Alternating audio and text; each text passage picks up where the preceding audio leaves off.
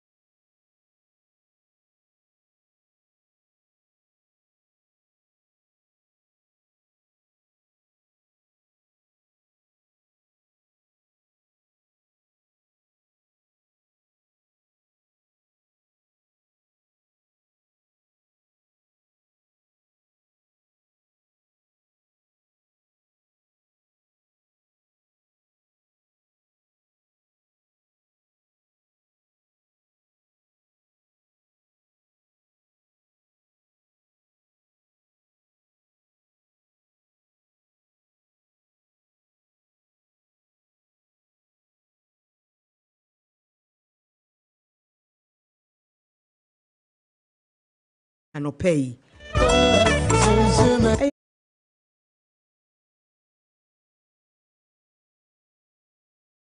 Max Morning Dew ewo Max 89.7 FM akasa fidie so enkrande no ho asem na mekan afi na wode wa fidie na to ha ye dawase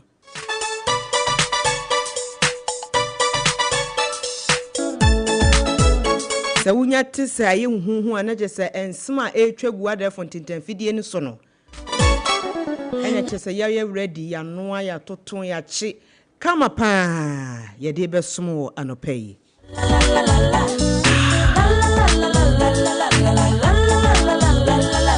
Somebody can catch us say enye papers nko a ye etwe guo say ye vlog say ye website yo nyina ye kan bom WhatsApp de ka ho Facebook de ka ho TikTok de ka ho emo me kai tie ne ahefo say ye streaming live on YouTube ye streaming live pan ti ko ho se sia na koko subscribe to your channel no you know like na would share sa so the be ya obi nso sabe timi akabi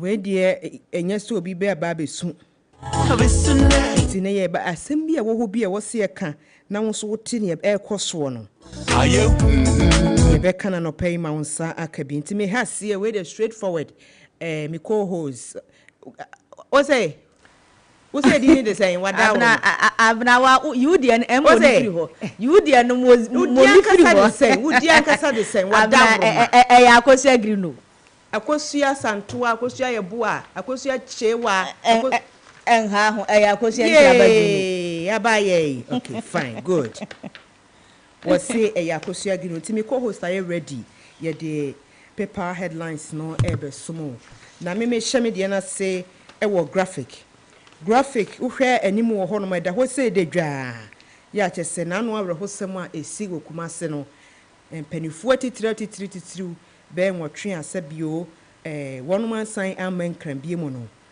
yewura Muntala Muhammad nyame etimi eka Ghana fo nyina homye ye de wo mu chese asem no na emu oyanso gya wo ye ne den na afi mpanifo akakra ka ho no nso no agya wo hwese the graphic de ba ye na won si se ya hase a yesiesie wo mu no nyese yesie wo kwa wo forensic result beba na chese niema ebe course ni ade ni nyina nso yetimi ade atodwa na wo ba se ha no ma wo si KNUST triumph in business na chese nyasam getwa na KNUST Kwame University of Science and Technology chese wo mani abre pa ya enyasam getwa se nye school keke enye school keke na ohwase ho nso na wo ba efom ho kakra bia dadwa se oman konkon Ghana sesei ye wawre home ye ni anigim ya temudin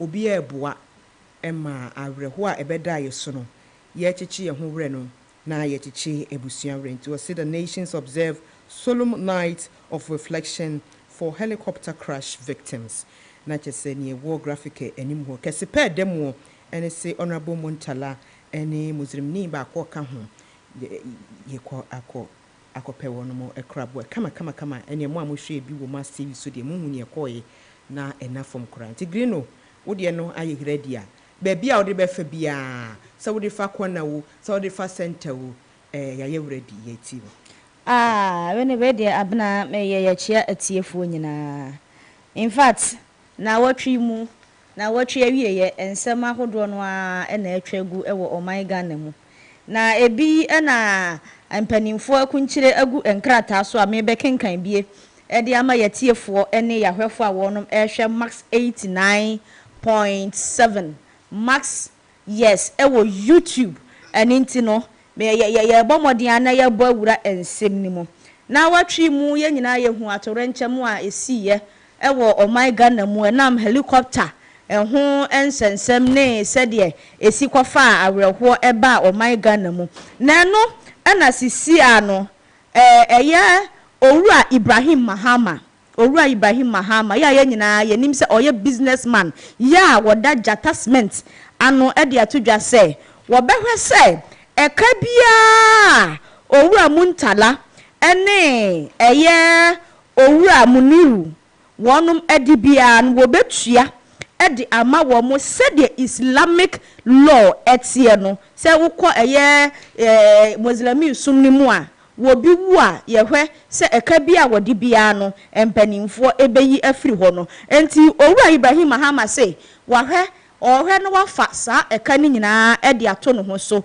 na watua edi ama eye sa enipa yi sanso na ye hwe eye graphic online eno so eye honorable eye Amoakohene ya wo Asante regional minister e de atodwa wo kire se eye ade sesesi ano helicopter na enya crash no ho party ni bi wo ho no mo a na kire se akwakọ didi baabi wonum kekasi ani a na kire se enso helicopter no mu a eninti woni bia helicopter ne part ababedi wo bia no efiri eye enedwo dayi August bosomi a etoso du baako no wonum ehwe enya saa ede chese aban ensa eso wo mu a uni ubenya asem eno nso so efiri Asante regional minister Amoakohene eho mesanso wo baako nso so ewa ha sei ye nyina yenim eja Gomua Central Honorable A+.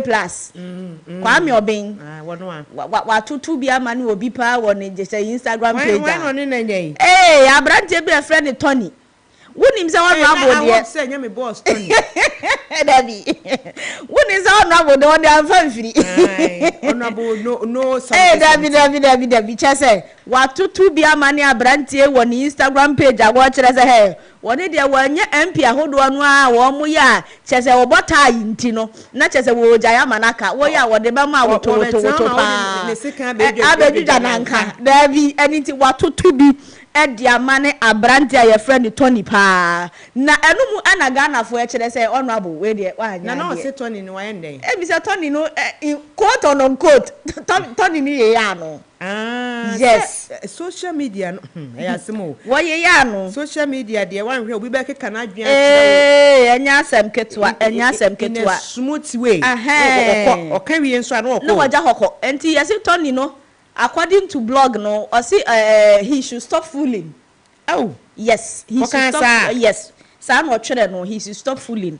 And na chese A+ ene wodi ye di ni maame ne chese na bushafo ni oh left and right chese enya asem ketu akoda chese mutimi hu se honorable ekeka na adwene ye pa sanso na sisi ane de ehia pa aban e de atodwa wonam eye yewura John Mahama so kire se nyame adom a eye fallen heroes 80 on the 15th of August ya no wo nyina eye state burial ti nyame adom a 15th ya edi anim ya no chese state burial say yewura Muniru ni Muntala omo de ya di kan ya si omo na mo yes enti ni sisi ya no sa pepepe enti ni wo kan nyina bom sense na aka ne de nyame adom a on the 15th Yamayen state burial enti abna ensem a abeto mapono so a etwagu e wa abafintintan fidie no ensem de ukura bio abaye atudwen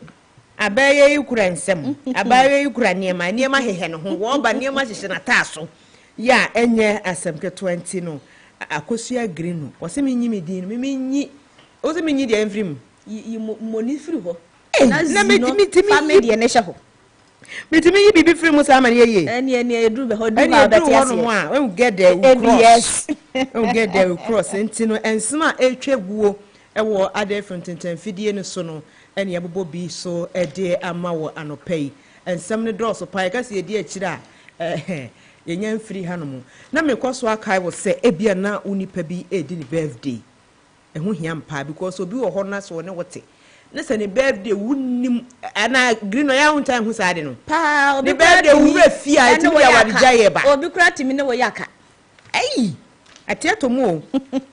Etim dia warija ye ni ade nyina ba.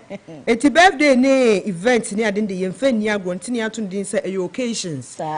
Enye se bi ade bia birthday obedi na he. Obedi na he afim.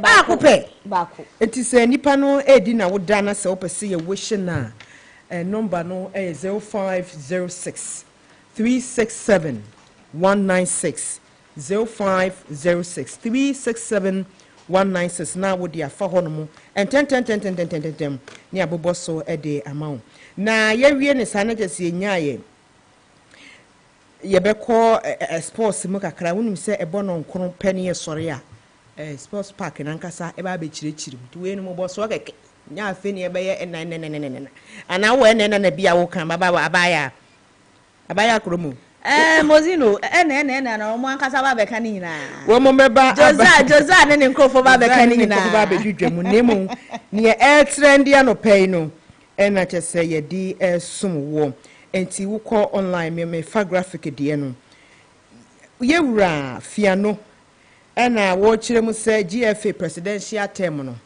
8 years de e do so dodo unia wudi 8 years se den ke ye no ayi se 4 years na abedi na ye hwe na wonwuma anye yi a ya broskoto wakoto ba bi na ga obi foforo nso aba enso hwe wo da sanity mitena so anyam na make o madawro ma graphic online ni nyina dam se dwadwa ye rafia no na ni abre papa ya enye asem ketwa na wokọ graphic anim ho no na wo ba form kakra bi a no bia ababa we wutimu se Singaporean odini dwuma wo ho na nimu tuntuntuntuntum so Singapore ena ono so dini dwuma wa ya de papa yes slash bi e koso ene wai bone homoden wo ho no ma enye asem ketwa enti update kakra wo ho no ne eya Ghana fo esan se dwumade na ye di no efa Ghana fo ho nti no ne etete wonu mu pa ne se 8 years no eye 8 years no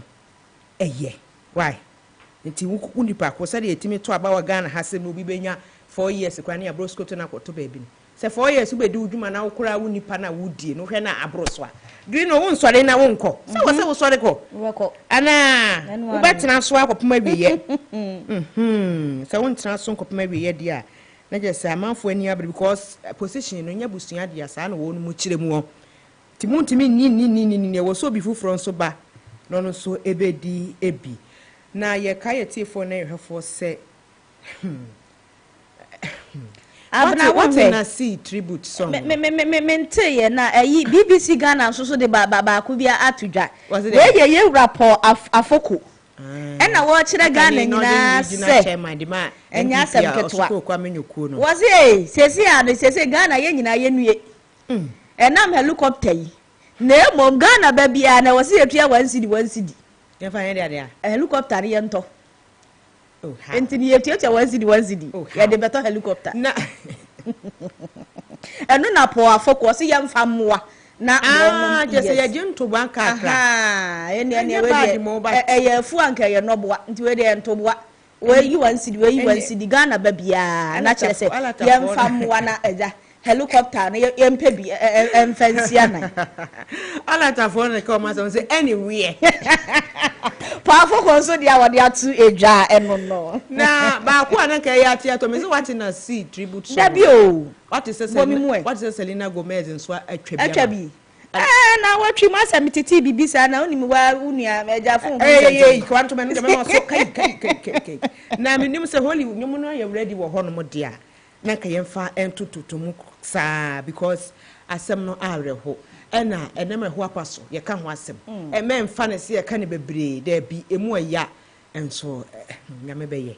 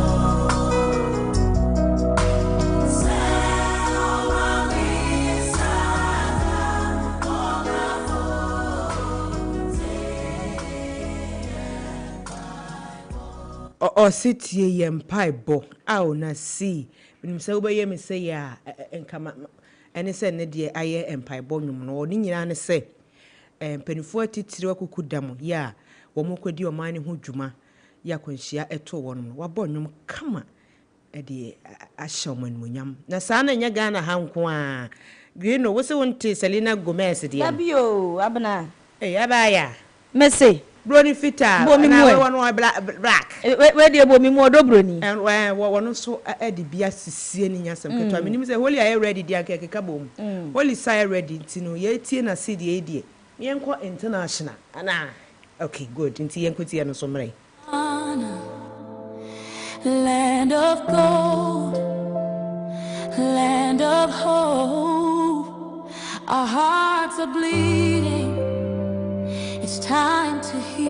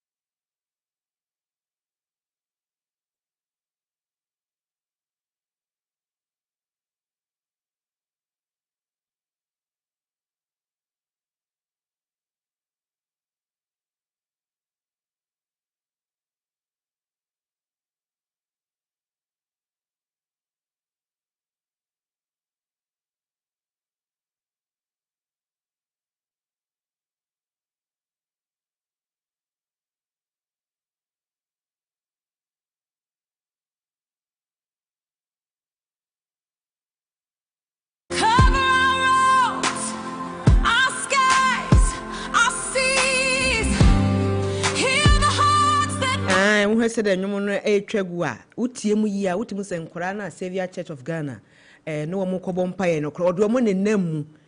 Now, artificial intelligence in Sudi, any green or boy, you know, Papa, to make a canny, my say, Papa. And yet, one more near now, what the onion and just say, quite a one, say AI to me who says Selena Gomez, or born home or they want you to American to nearby. na woti make kambo mu ahu se asema sigana na woti me twa nwum kama say dia na je say e wase obia eye study ya enye asem ketwa na yaba ne say ni de ne yaba makadi kan aka say ye wo segment ahodo ne saa no ka ayi ka ne say enama nke twa na nkwa kakra na kwansere dem nya asem ketwa enti enche se DJ Holy ono no wo boa me di nyema ne tutumu ba komienu miensa me producer aja extraordinary ono so waje na ba enwa di na nya asem ketwa producer kokko kaniema asiani eme the street vibes ba be so mo anya asem ketwa ne question na ye ebusa no question na ye ebusa no emu odwerem obi be kasa ne de nti na emu ye wrem ye ebusa se yemfa ne se wo Ghana enwum bi wo hot se Selena Diam de tu mu yi rish kura me ye sure se obenya kakra to aso eti enwum mu no ana se sini twam no ansem be na ye tai ba mu a odi hye wo nkran na mennim ada se Ghana ye di awreho yi ebia na akofa baabi efa baabi nso a ebe ha adwen enti se street vibe na e ready a me producer Alexandra ene kofa a voices here me boy nyina e de baaye ene che say editor in chief ye kekaba omu anya asem ketwa enti se DJ Holy a ye ready a ye be sere se wo di street vibes na betom ye busa se enwom ben sini twa ben abontin so ye mfa ne se woni na potem ansem ben na ye ankrofo taka na de na ye na eye wo de pa street vibes are you ready enti DJ Holy why I ready no abom sign say I ready okay Juma mission baby free my dad lumba ye ne osrekwa because obi wo ha oni adamfo bi nama oni osrekwa ba wechi no nsem bebre e na on ka sempa so e mfa ho nso unim na oni nipa no so nam eno na eche say nti ye ne osrekwa na enye obi ana ebia aha oni ne be nanti ana otie obetu nhofo ebi obi aka chose nipa osinesi ka ho asem say na also do any out from because sometimes it's very dangerous so oni obi nam na nipa ne osrekwa no ndowa eno so enye. May the meditations of my heart be acceptable to you. Yehuwe waye rensada. Enyum na ehona na ebo me. Ehona me there like esan kama kuma. Uti enyum na odo kwa enyum ma hu say like ma me ne kan sem wo enyum no mu. Da na me tanka say nyam me hira me. Is Jometo title near power of prayer.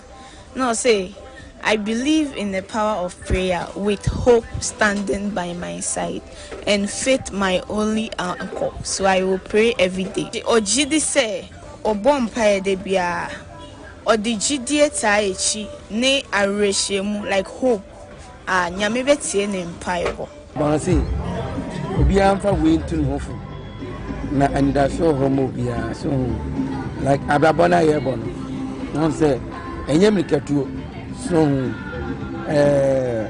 50 preoccupation I do moja never. And as I'm now, I say, Obianfa went to Hofono. Love be one as a Unuria. In pass of for Sudu. Lisa, a honor, a can I have anything?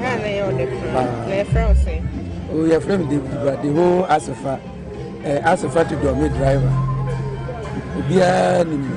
Lumanuma, I am there. Ubehumia mami ho ayo nwanwa fedia meda wasia ma hu Yesu amama bra boasisa na adumo na adumara kwa ubehumia mami ho ayo nwanwa fedia meda wasia ma hu Yesu amama bra boasisa na adumo na adumara kwa Ewrade wo mre mo bia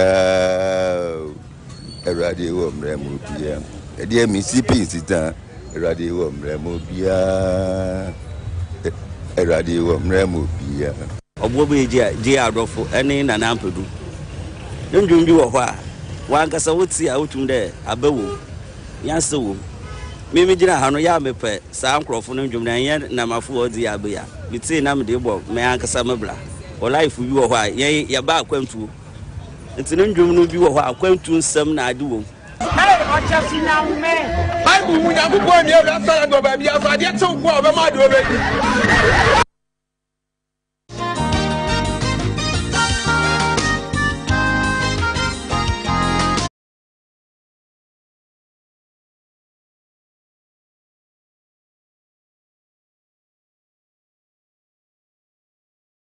Listening to Max Morning Dew here on Max FM 89.7. Don't change that dial, keep listening and be blessed.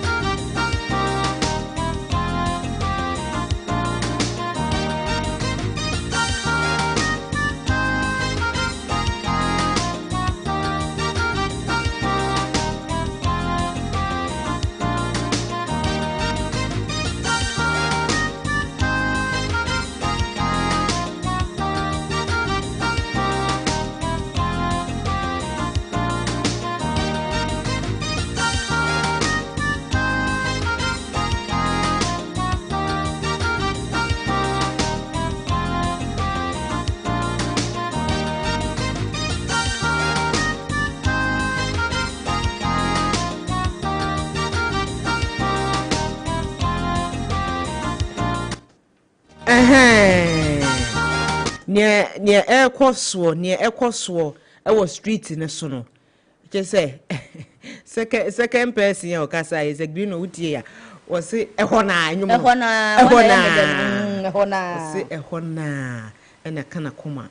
And see a young qua, a biano shake, Sinibin Swa, when you foot to some more. Ye bawon chenya, now when ye a casa. Now I can't drink, ye be good, a ye so a fidie so. Na Ghana fo hu se sei e na ekoso e wo wompotemo sei na ekoso e wo street na so sei na ekoso wa dream me hu ne yeko e wo mpotemo ye da ye ho na ya gi aboafo nkrato aba we de sima frede te ye ba market watch e be koso ye pese hu sa no pay akoye Monday de na ekoso e wo edwamu ni edwaso enyema bo te sen na ubotom sika no ahe na hye ho a obetimi dia to bibi kire bibi to bibi e wo dwam market watch ye ba ba sumu sesi anti eja mi co-host ababa wa Mozeeno Greeno wa je ne rasta ebu kof woni ni ase nyasam ketwa and DJ Holy so bad medicate and my producer extraordinaire Alexander na Udi efiedi in the same. Udi Alexander. Alexa. What's what the mabna? Nana Made. Nana Maboy, my dear, what would Dean now done Alexa. Alexa, a year, the Casacasa phone. Yes, Alexa. And one cry. Alexa, wherever had you if you have one. If I don't come, my friend is here. Nana Ama Bohema. Udi de. And a ja. Was squadron leader abena Kransima Mozeeno enti da na ye ho abasisi ya ye ba ye beto so.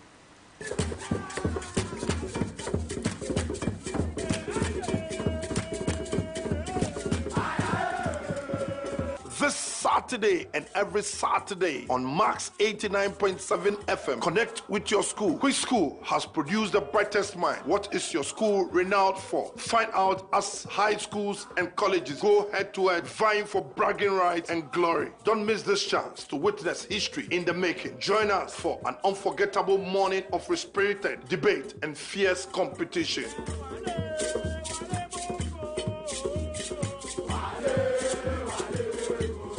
Has produced all the best dignitaries in this country. We talk about Pakwesi Indum, Totobi Kwachi, and all the high boys went to St. Augustine's College. Master, stop your bin. Central region. If we say for Obako School, they say for Kumasi High School. No commercial. Have you heard of Agri Memorial? Oh, that's the best school. Very, very best school. The Kumasi the account schools are two schools, Prempeh Opugua. Kofo went to which school? He went to Prempeh. Prempeh is a college. And I don't know we are Prempeh College, obey president. No, one can say young first schools, Nianto colleges, no can say young for Monto High School. High school, they college pay. College invest you.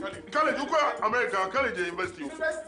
And the end of Kofo say young school in high school. College, you know, Kumasi High School right now. The Minister of Education is from high school. High school is building a stadium. Hamas have produced all the athletes in this The most Achimota have produced over 3 presidents. Kofi Annan went to Infantipi. What came out from Adi school?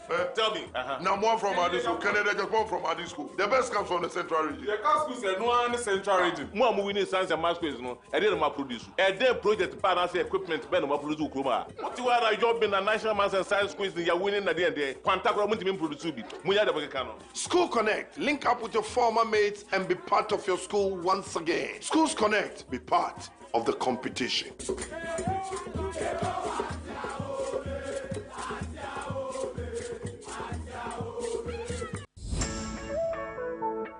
Bosome August way dear. Yes, Sevisika Kesiepa. Max buy at the buy 2 for less offer. Bro. Bonabeto with TCL fridge and a kettle. 2,300 Ghana cedis. Next year 400 Ghana cedis. Oh chop. Afi Sobeto Senix freezer and a kettle for 3,500 cedis. Now for 300 cedis is Boko. Afi Sobeto Infinix 43-inch Android TV and a smartwatch 3,000 Ghana cedis. Next year 250 cedis. Techno Camon 40 Pro and a smartwatch and so. Bet on the 3,170 cedis. Now for 250 cedis, it's coolem. Come Max Buy showroom and one memo baby. And I'll shop it online at maxbuy.com.gh. And our fraying 054 401 9552 and our 059 409 1122. Found budget 2 for less promo nimubi. Next year sika bebre. Shasha Max Buy Chiakwan, Ewa Madina, Circle, La Paz, West Hills Mall, Kaswa, any young crabata one memo baby. Max Buy, quality you trust, prices you love.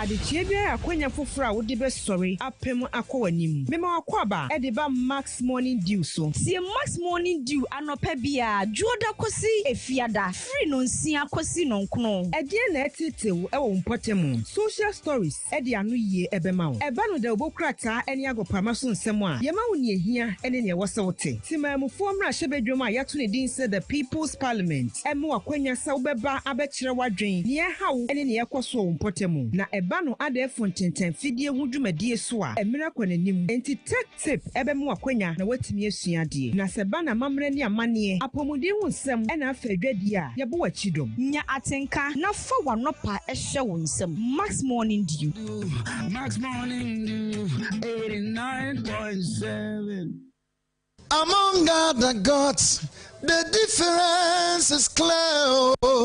Hello, family. This is SK Frimpong. Keep listening to Max FM.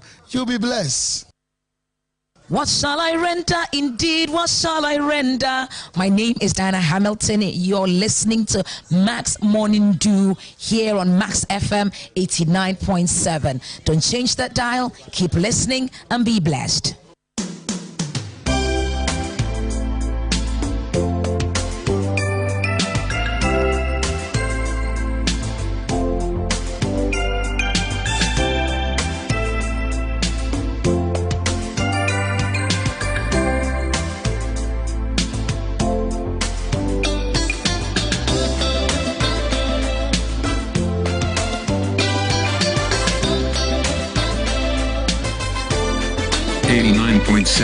Max FM.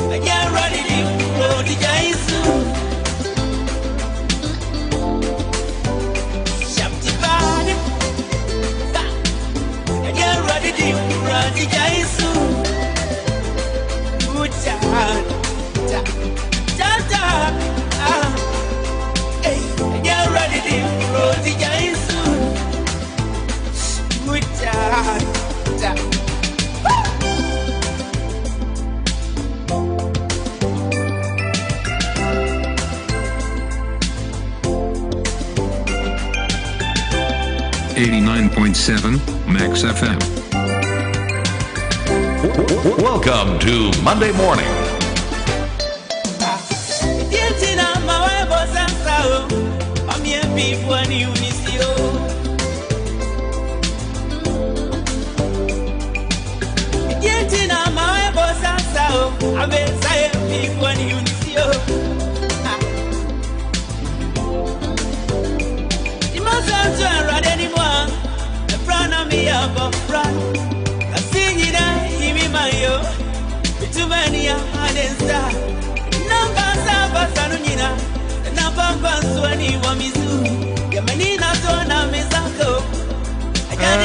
Daddy Lumba the can asem.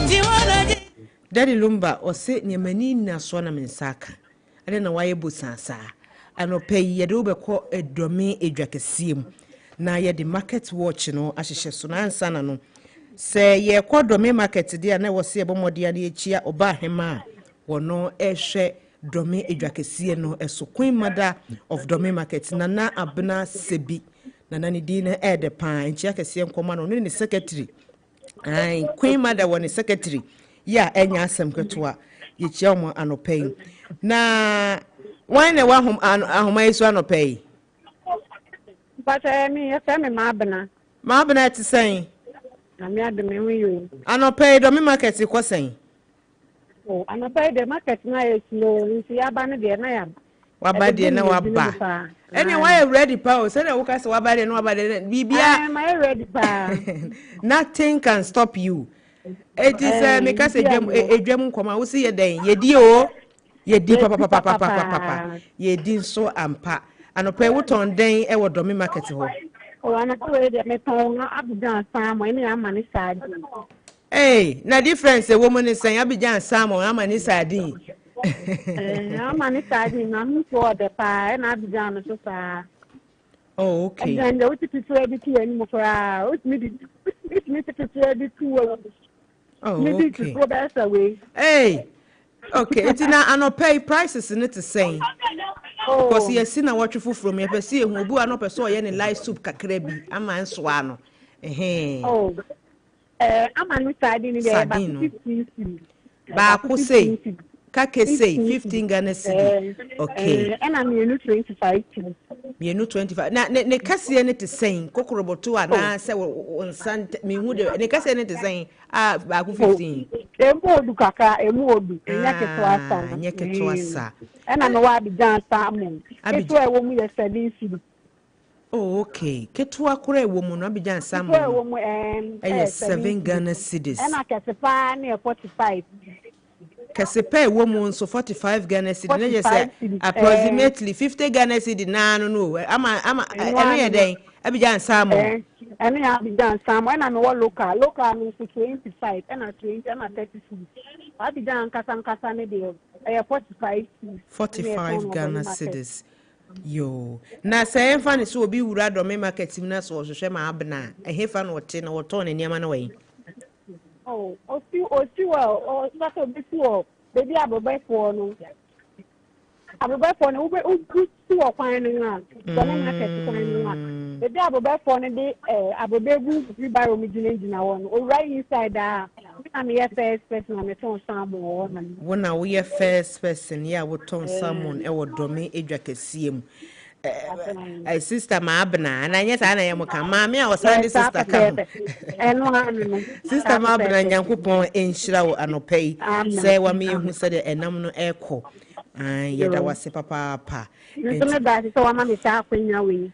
Mo sister no near brew. The Nibra Bediano Max 89.7. One coswa in Max 89.7 because.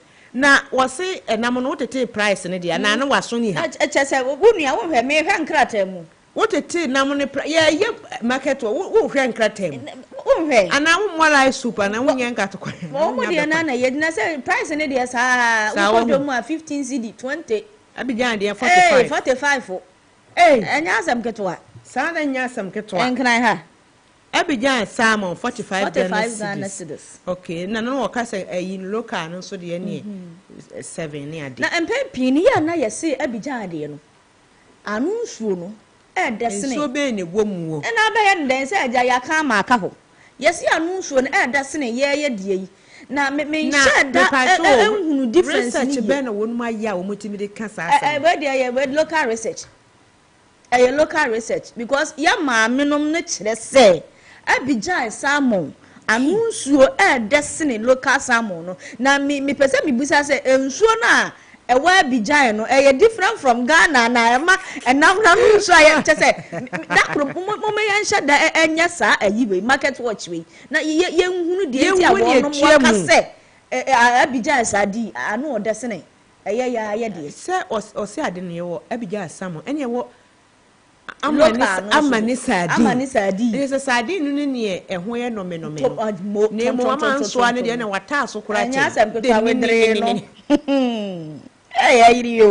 ayire pa enti ye hwese ye ne sister ma abna nkwan kasa wodomidwa kasiem ye hwese ye nsa beka vegetable sellers ana se fruit sellers nso no mo nso mo de atodwa because edura no passe ya fruit no ana we ya no pa de won head and pay fruit me nua mepe ti e pese ehu prices no say ebia na wusika kakra totopon bi ta obotom na pese ukoto fruit bi dia instantly no ubehu se me kodwam yi sika se tekutro ena wo se me fato me ho ansa na wakoduru akotiti utirim akoye ene na temso akasi se opetem so kra dodo o yes anso udu market me obi ahwani ase kwa na opani na no pase ukogina obi ja ya niam so kwa temso dia ese ne ya ni chia ne ebebu ani kire kese pa na ye hwe fruit and vegetables no ewie se pain na ye san akohwe kosua so what to say yes Ghana for pekosua pa ana wo pa me kra me de me ho be ye mfanto ho anopa bia me di miensa adai me di kosua no a entumi ma ekomo ne me metimi adi kosua bi kura bi anwura be ye 4 ansa na madidi kosua egg ya akoko kosua okay enti nie sabeka ni bia se fruit and vegetables so se kosua wo se bayire wo ni nyinara no e wo se e ma yetiefo ne ahwefo hu se de be ya enkonkoba se wo de wo nenam ana wo do price nenam pocket economists wotwanebo no nenam na abna unse saa de we market watch ye be nya ho adaje pa kire se ye dwadifo mai no kwasem ni bebre nenam ho no ma wo matwa mobo what special Ghana has any special pricing obia nti wo bia twa ne bo e wo se no so regulations eba ho because untimi anton wade wabra wo kwakofa no mansi na beton ne 10 Ghana no kwasem ni basa entwa yi ready for man no make us omo ye pocket economics wo no ko kan baka so fa car ena nipa abayefo na ho na amfa car me kra me si abaye wo bia na juton wo fa car wo mo yi ni Africa car yi mu loading boys nso ji sika wo ba wo benum nsuo obedi let's say bibia wo betiti what did nyina ka ho ansa no and pocket economist because what it free mu na chese o he no wan bia nto so a emoa no enya de beboa no na me ka se bi so na bebi ofiri bedwane mu no emu wa apart from say obi be yi atofo magini sika no we o se ani adwamfo hema no o se ani ahema afo no etena se na wonu mekire ye mu ye we de yate ase enye ye eti ase enye ye said ye hunti yate ase enye ye said cost market no market bia ne be bia obekọ na price obu ha entosi oyi miensa o de tua wonsem 10 cedi obeja na obi be yi mienu 5 cedi obu ho nso nyamesuro woni mu o ti ye nusia enti ne waka no de no ano no e wo say ye ne adwadifo ma no market women no ne ahema afo no secretary yes betena se wo mo no mo sheda was special price bi o mo kan na say funtum from obi akofa ne ma ba ne de ye be hwe ho no nso na yate afri ho no mo kama ya enye asemketo na anopai ye di edwam nkomo no yedi edwam nkomo no me ye sure so obi nso asora no pai a ne kai obi wa nye obi ana wo kai bi o dabi obi wa ha ja dabi o firi trem ho na wo obi wo ho nso a gise ono ane kai no wo yi besi abonten cheke ne wo yire checking the engine, what checking him fa. Nyasam ketua. Just say, reho. Enti no so wan hu so how bi wo car ne ho a eno so timi e de amane ebre nti ne yabo modi ade auto tip ebro edwade bia no pa bia tie max 89.7 FM na yemfa auto tips ana say auto update no ensomo kama na ye kan sa ne yen kan nwie wo bi ka se na se me kura no minika enti auto emire den ebetimi aboa because trotro na ni patene mu no ene bases ye kokuma si hwitem ubusa ho se engine na ehye no se wonam na se trouble ba ye busa se wo car na se ibunika ana no ye musa omu bisa ye bisa pa ye busa se engine na se no na car ne de wo kwoto achen no ye busa se wo car ye musa wo ba why ye wo busa wo why ba eno asa brosko to de wakoto bongarati baby na mebua eno asa brosko to de wakoto bongarati baby entin na wo se obi die na wo dwen ho se o we di wono ne de wono na wo se wo dwen ho no onso wo se onso dwen ho bi because kai no enye ehya ne nya na se okotere mu bi a wo be wo modin a epra ube pray pa ya nya asem ketoa enti ebe modin ahwe se ebe nya yewura Ibrahim Mahama edin so de ni mu hu pa o yewura Ibrahim Mahama ya ke so ku na ze anya ba akona ba cho enya ni e wo se okotua ka no eno de enya data cement ya enya data cement we ye power glide motors sa pepepe yewura Ibrahim he didn't so de ni anybody say papa enipa edin se pa ti ye hwe se nsabeka yewura Ibrahim Mahama na wode che se auto tips no abesom yen anopa ye anya asem keto akora ye bo hwe nti se DJ Oli I ready a na ja na wosilu ba nwom no ba akora na ekwa na eba enkoye okay good enti se eno so enya nkoye a mufa ne ntoma me producer ye ntentem ja so adaje ni poso fanetum wo de fanetum wono de brofo de enya asem ketwa se ja mo se ye twe English wo kan wo bete enti se me kan wo bete de a na mi Mahama. Hello bana. Good morning and welcome to Max Morning Dew.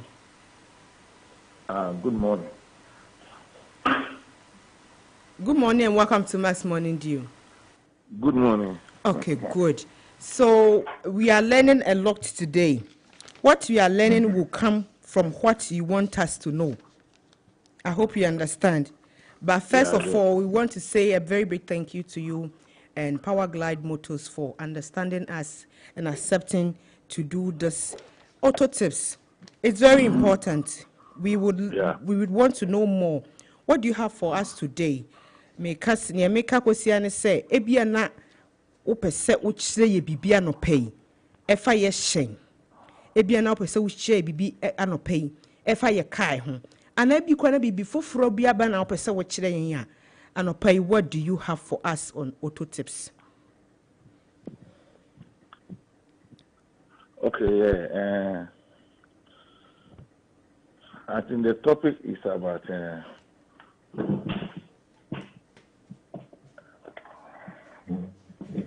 premature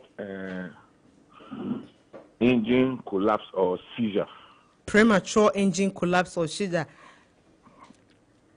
Yeah.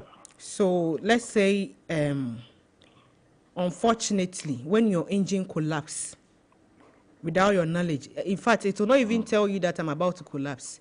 But let's assume that when it collapses, in a dicey situation, in a serious situation, what are you supposed to do as a car owner or maybe a business owner? Well, I think we should first find the causes of the seizure first. Correct. Yeah, that's more important. If it has happened already. But if it is to be prevented, the steps to be taken to prevent is more important than after it has happened. Not just prevention is better than Yeah, and the main cause is very important. So that will lead you, that will lead you to avoid what the catastrophe or the illnesses that will come. Yeah. So that's more important. So what it is that the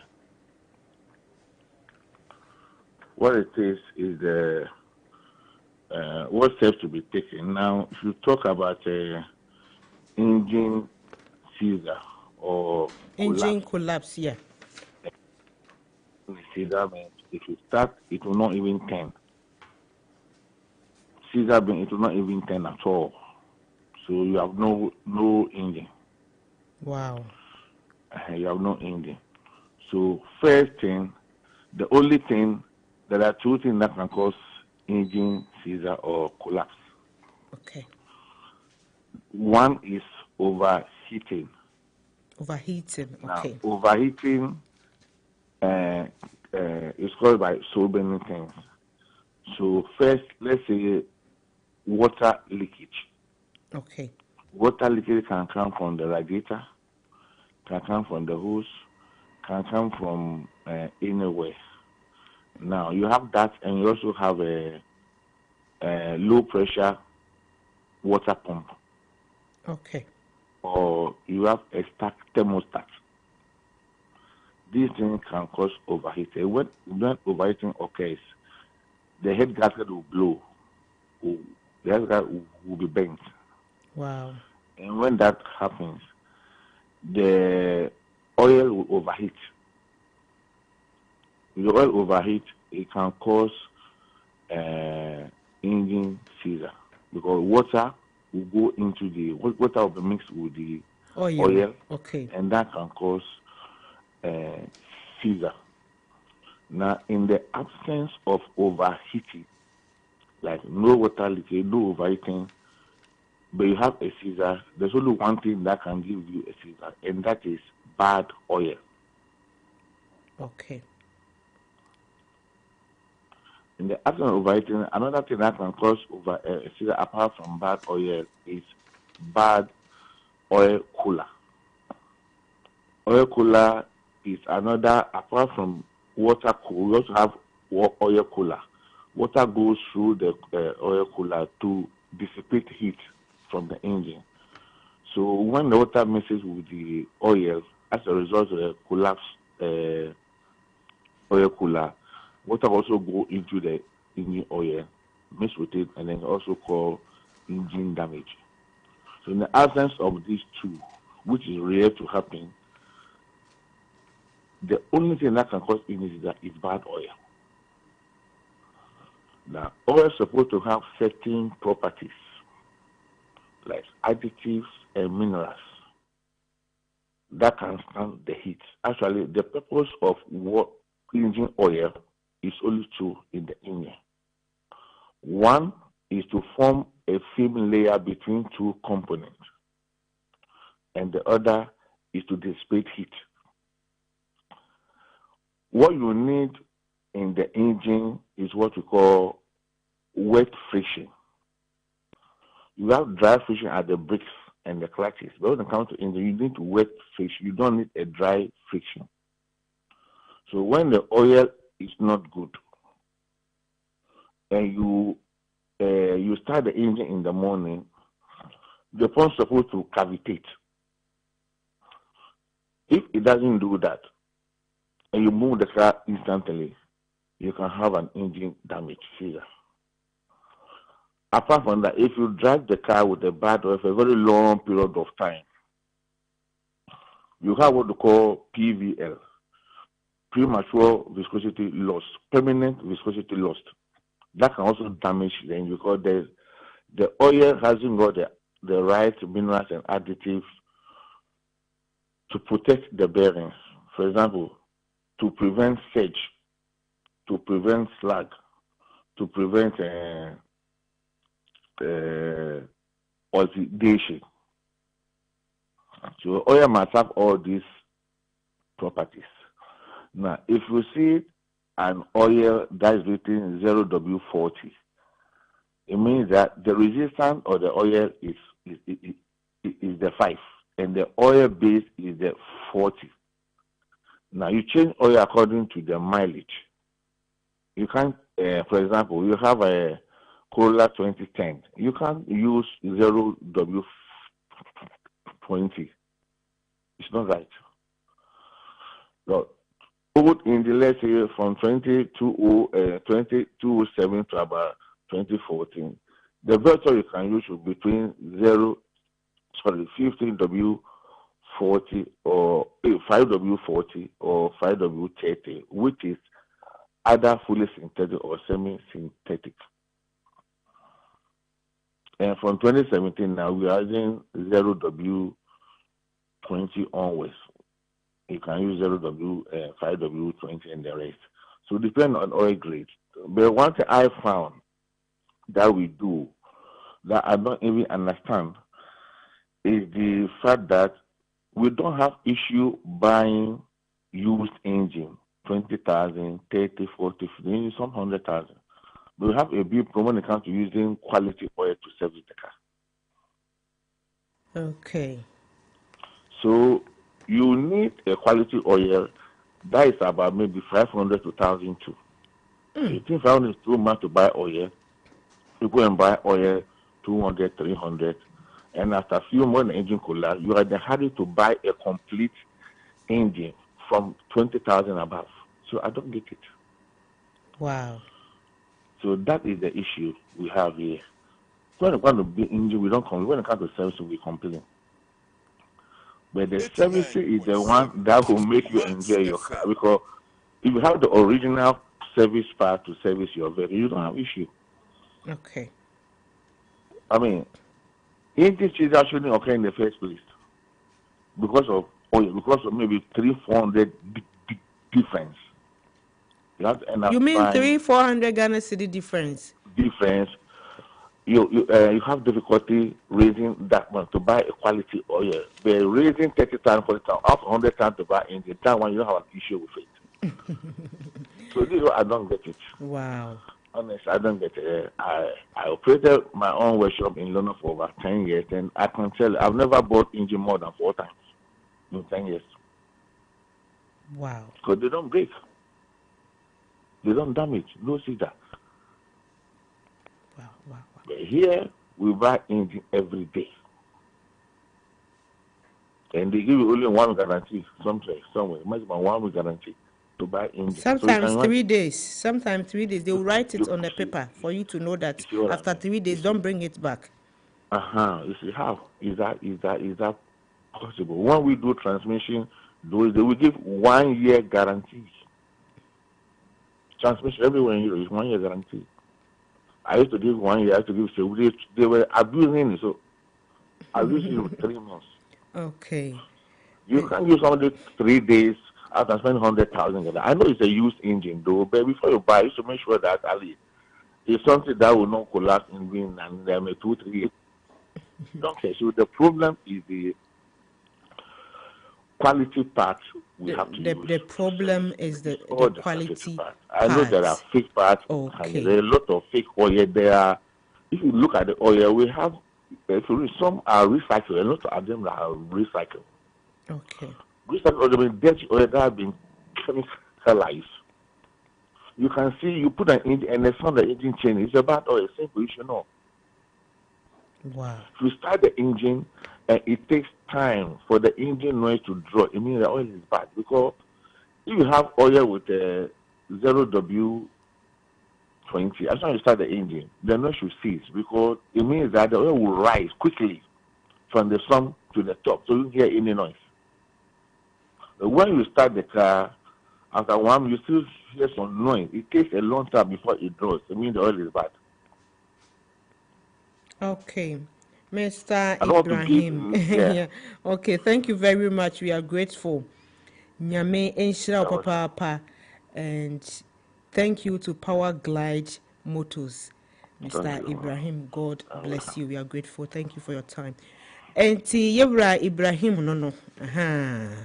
Yewra Ibrahim no. Or the auto tips no abesomo. And there was accident in a premature engine seizure. Engine in here and I didn't say a baby break it down, but prematurely. Beat me see na break it down. And he busa and say what you seek out on ye. They be all cry a brand new. Obakato say a brenya. Obakato say a new one. And so when you de seek anymore. And I won't say be the abaya. Ben ha na ye huni de bia. Would you seek anymore? Ye huni de bia. Was a man called no gina hope with Naquentia. And I know what them say overheating suit me massa premature way eba. And I feel bad oil. Or can in our caca. Yeah. And also sometimes so look up or talk engine no. It be quite an born yedding. And so Yama would be gumuno. Let me say engine no. And our oil no so see a be boarding. Yeah, nearly boarding a year papan. What on papa pre. What on papa pre. And then papa pre. Was say we ya no what papa pre. And one who cry because we 900 cities. We 1,005 which I was saying. And Mr. Muhammad Yegura engine no. Okay. Caesar say one man or see me boy for me adwuma. Minya adwuma me obi kra de atimi ja traffic mu o nti eba ne saa wa chechire mu say ne ya ema ne de ba saa no ene se ebia na wan to wa yere papa ebia na wa maka no aye overheated okay aye hia boro so eno na se metifo no nko gina eni wonom de ayi ensuo no aguma na wo se na entutu enyasam ketua wo se pua ya enyasam ketua nti ene no wa ma ye hu se would be quite cheap way, a walk quite one day. Fanta would top up prequan, and yes, engine per se, but near mana would you go engine mono, sir. Ya, bomodia, na mano enye papa. Not just over to me to engine, papa, name or near mana would you go mono. I'm far, papa, we better say, oh, okay, I'm far and fat. Okay, say what I decided what I got the mono. Now, Nipediane. Emfa what do you cry senyade be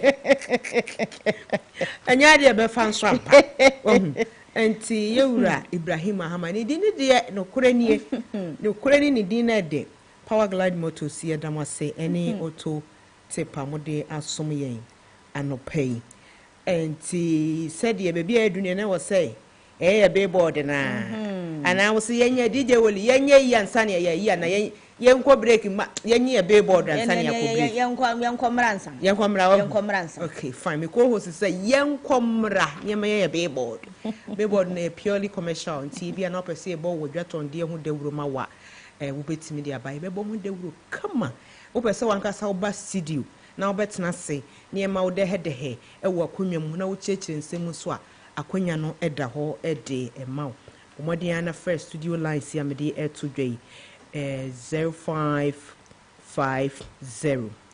055 522 ofrea me producer Alexa obi a within the de ko fa say din wa to so a odwen ho a wonti ase wo be peke na one wo edi ehia mate ne da ase abaya so no nyame ehia ti da ye ho na ye jinkrato ye ba ene wo ho bia no ye de beto aso ma ba sisia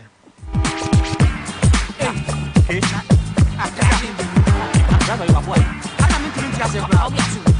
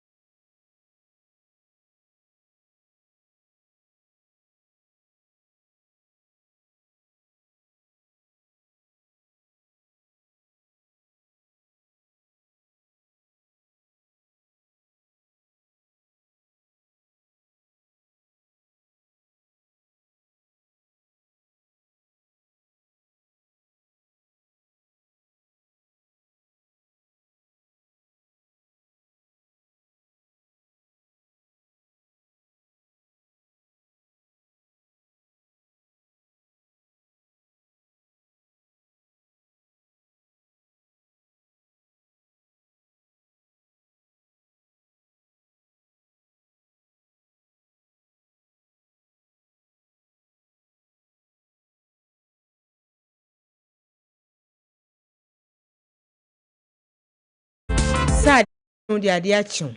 Why said the war can't summon with voice now to Mr. Was shown couldn't one corner now. I guess I'm saying way. And you may idea who hear ye papa. It's a drone upon a woman be saying now the shower no pass here. A woman would me a coon papa. A sabre dear baby a drone, you say a purely commercial. Aye.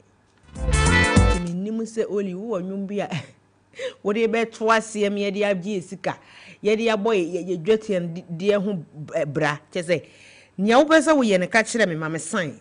Ye fancy says one no pay. Green, I ready. Why ye ready, papa, nyasam ketwa. Then so much men crata at the menu ten. Ahana would say a hanumono and I would say a near massy, say be up a so good to be winning baby Albert Tony at their dinner.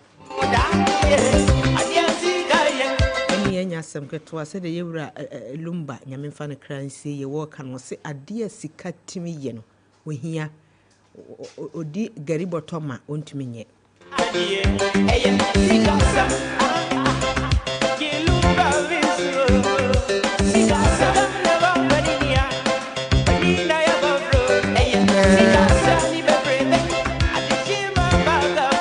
Na ye pesika anopai die na ye hye wonkran se ana wunyante Max Banka wonti good news a Max Buy ede ebrega na fo ni wiase afa na bebia em se e wosewote na tie wosewote na wote ne yie eno se Max Buy e ma wo unbeatable offer ye see bra na beto mienu na tua ketewa bi obebusa se de na mekwa akoto mienu na metua ketewa bi ai ye se bra na ye ma TC your washing machine and a kettle ye kan nyina bom na ye de amount 5,530 Ghana cedi uwie pe ehwonom a wotete niam free mu na ye say wunya 300 Ghana cedi e de asho botom get it back immediately at once afin so ye ma Infinix smart TV and ye the smart watch no so aka ho ni nyina aka bom a 3,000 Ghana cedis je now so fa kotwu ani so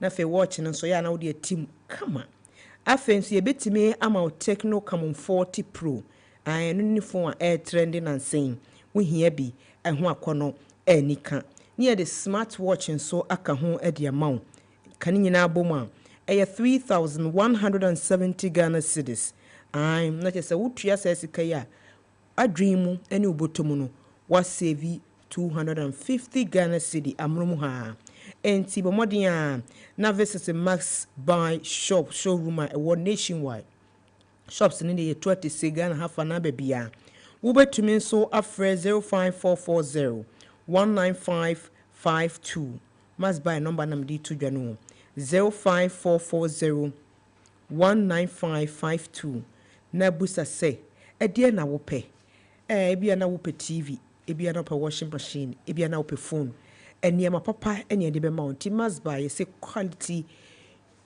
you trust, price you love.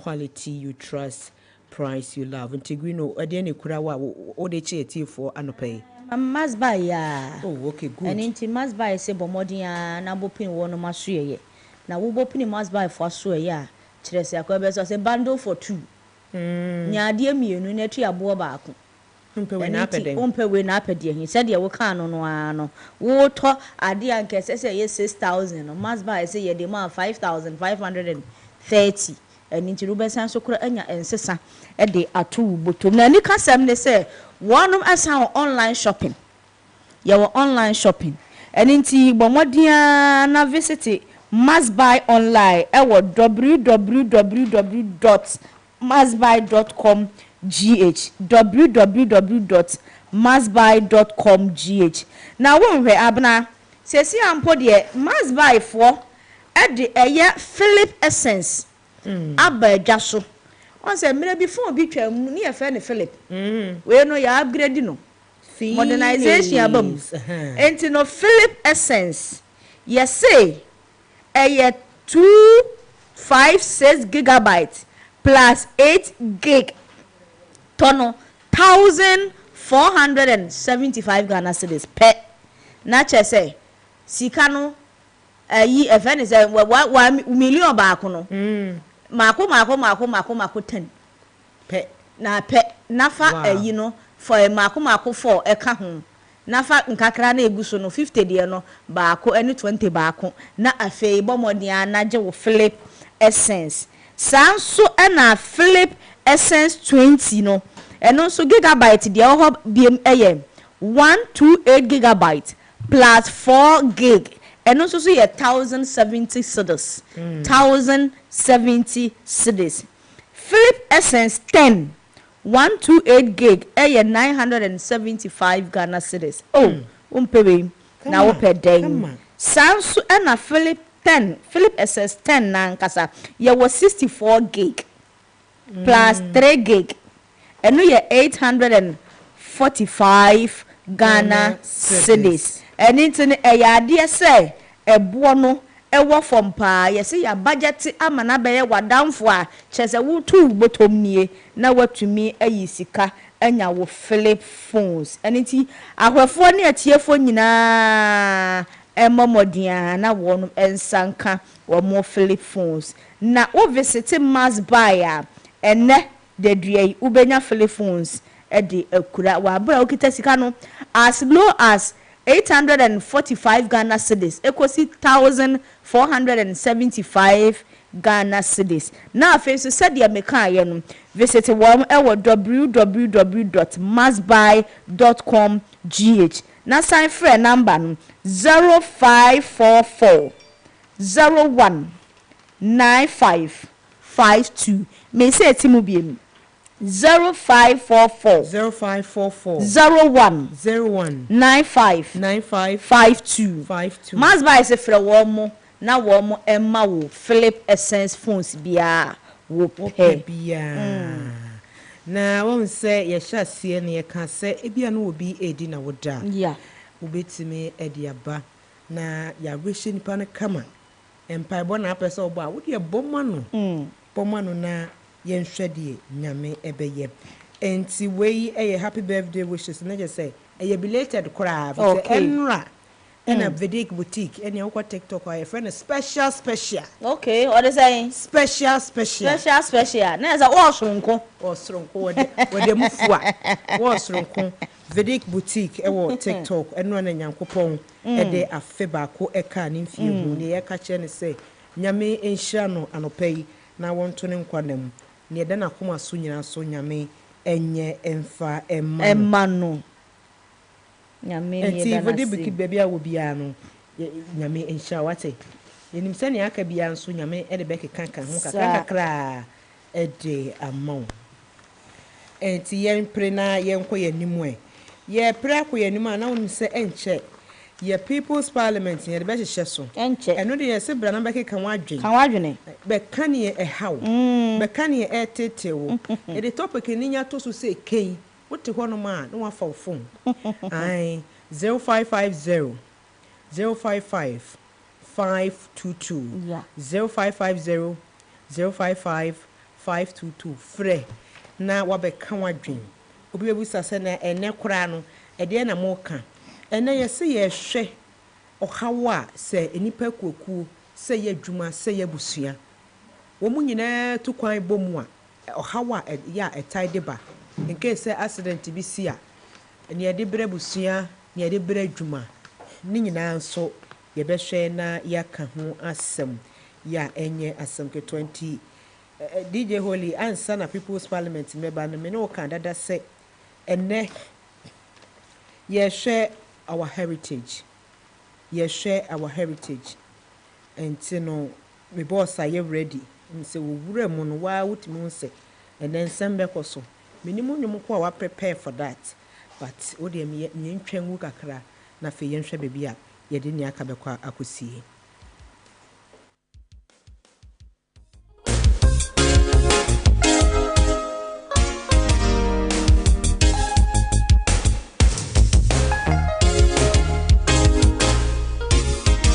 Welcome to Monday Morning. 89.7 Max FM.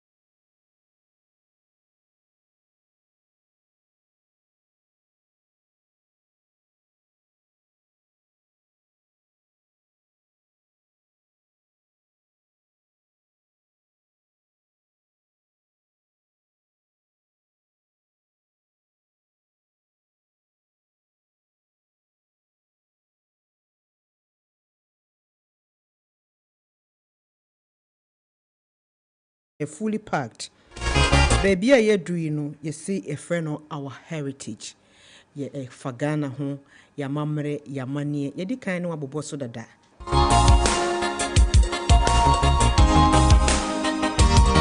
Na wohwɛ enwuma a etwa gu na adomakonya meche wo se adwoa penema.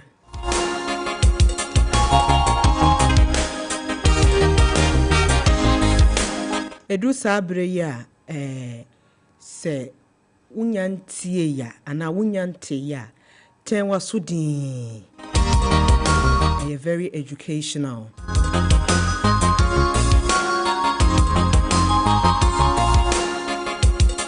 Na me boss atena se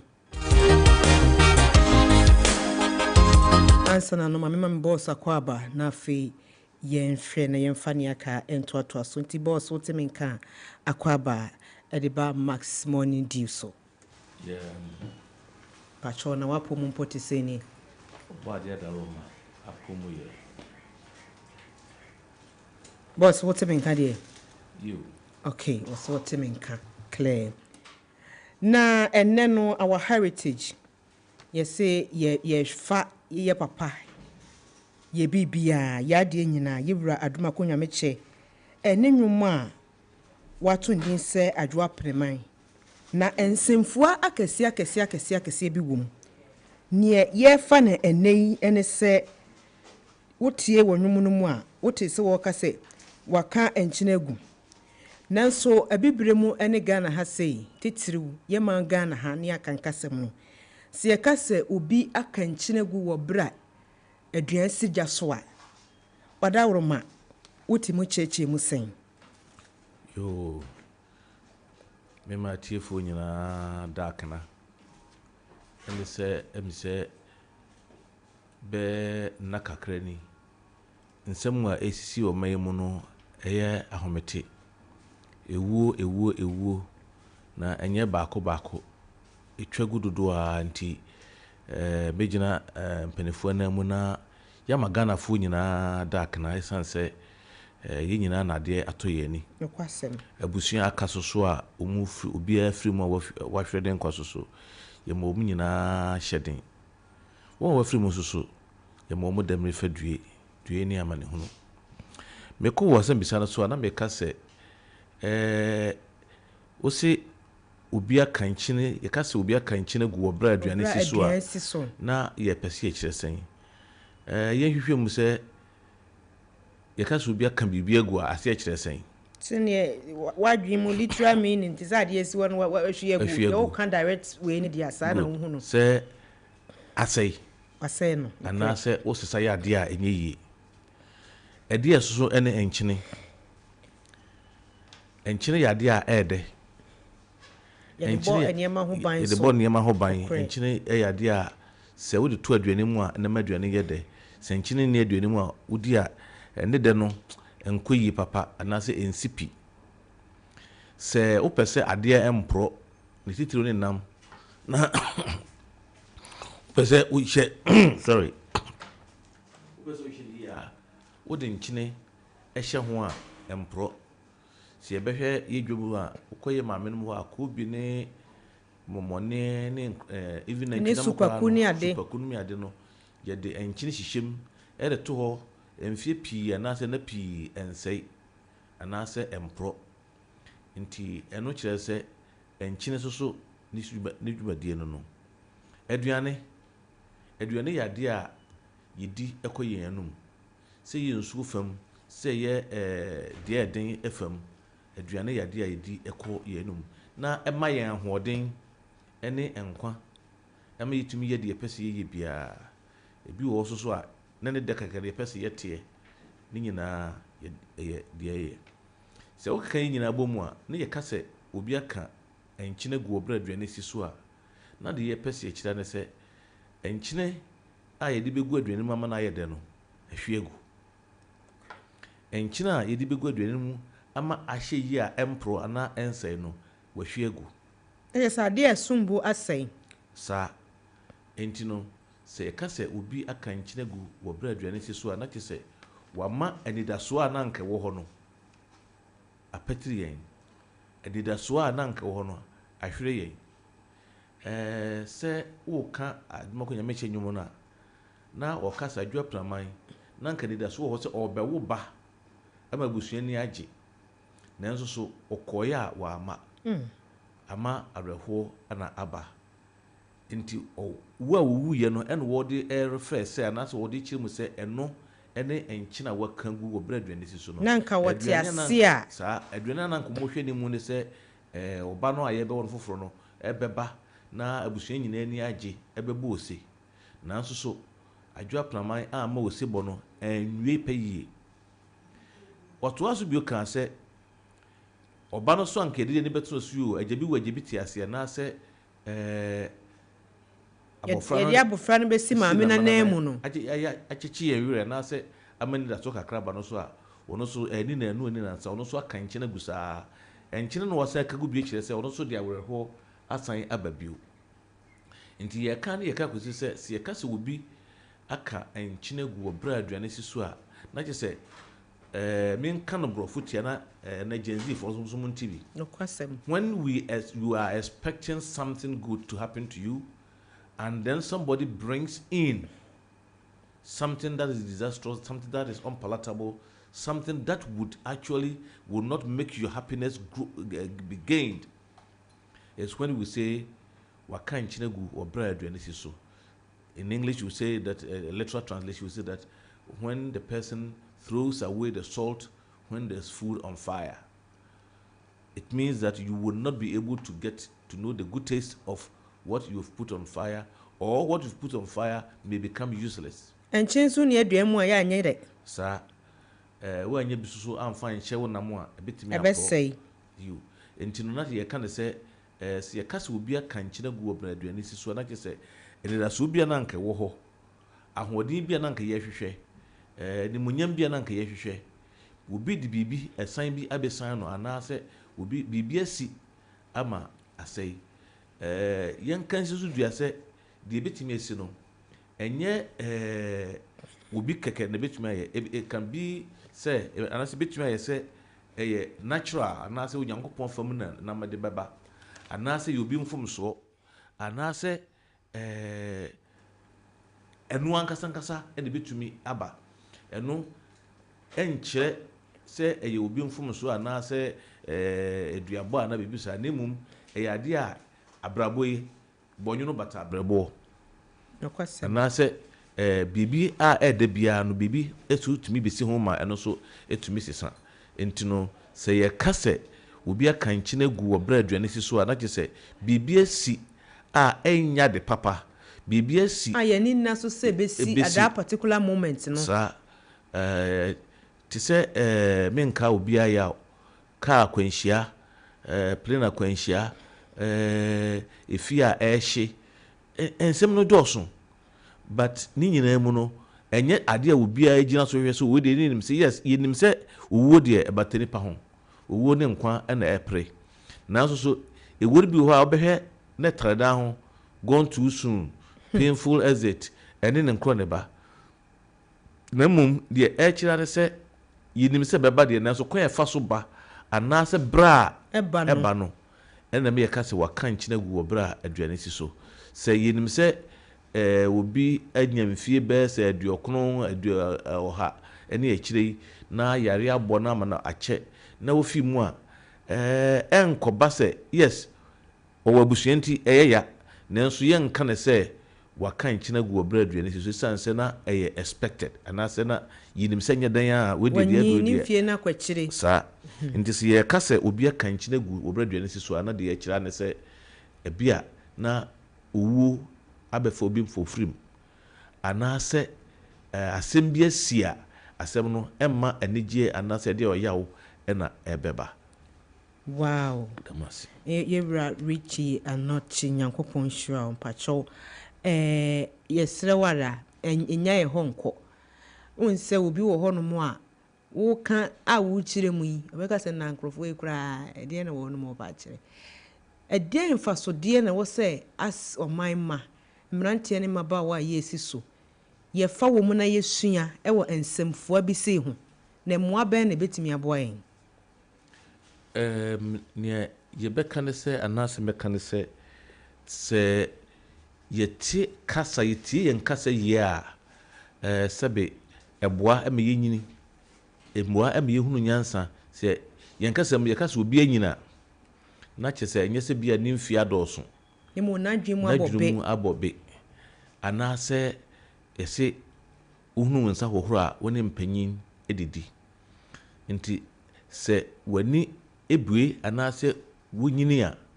Na what dream na do, and I say, Winim dear, every payer, which you name penny for a catanasi, a dinko mamma, yes, and penitas no cassa. Sebi or Cassana baboom. Sebi or Cassano, Cassaquan. Sebi or Cassanyansam, inti, and yasimbia and all becca. Say, not make a say, na make a say, car quenchia, plane a quenchia, we machine quenchia, ne home to my PCC. A posudi in SCC, and I know ya, ye can't, ye may, dark and out to ye, any, and somewhere see what, we machine home, or boissy, and put them where. Na a afsefem. Na so won't what can because so oh breachly a boy. Ana say enchine hwegu bread we nisi so a edika esan say na wo di ntia na ampenefo ekohia wo oboase no na eye ade a ye kwadwendwuno man ye ho ede aso ade bia enya no na so science dey see yenti no saa adwendwuna na sa adwento anase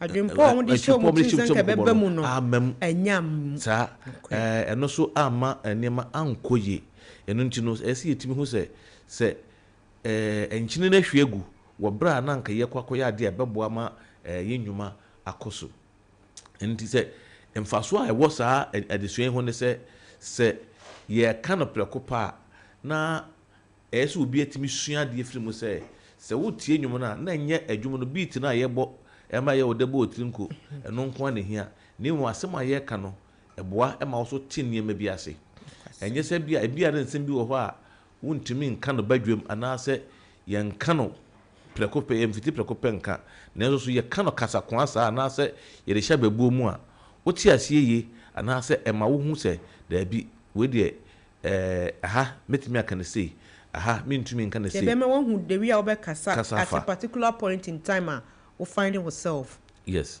Enti ade sua a ewo hu na sei sua no eno so afi so ebeboa ma ye hu yenkasa yatia yenkasa asiye se ne medical kasa me chirechire mu se de nchine ye de aduane ye se kaso obi ahwe ade egu ade eno so ekire no se obetumi aboa ma watie niema asi eyi asi nyankopon enhira wo yewura wiki anoche ena wote ne nka no ya chese wode our heritage boso edi amaye e wakasa fidie no so na ye dan ho age abo afonkrato abasima fedete ye ba ye di kan ka chew say people's parliament aha ye se ka wadwen ne ha wo ne tete wo bana be ka ho asem na medika ka chew say ye hwe ekwan a anase nsunsuanso a ekuakuaku say ye adwuma anase efiefo ana ebusua wonum nyina timi to kwan bomu a na se bi otafra cheboni nkwachiri accident bi sisa no a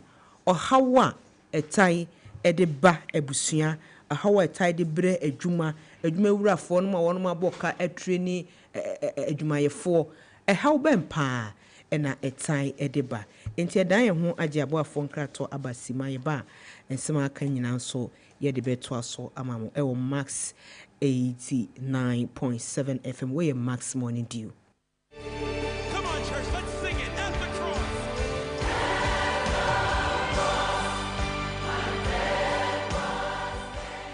Follow me, and I'll make you fishers of men. Matthew 4 verse 19. Tune into Max FM and listen to Evangelism Focus, a program brought to you by courtesy of the Global Evangelism Restoration and Focus Movement. Do you belong to a church and desire to win souls? Or are you into evangelism in any part of the world?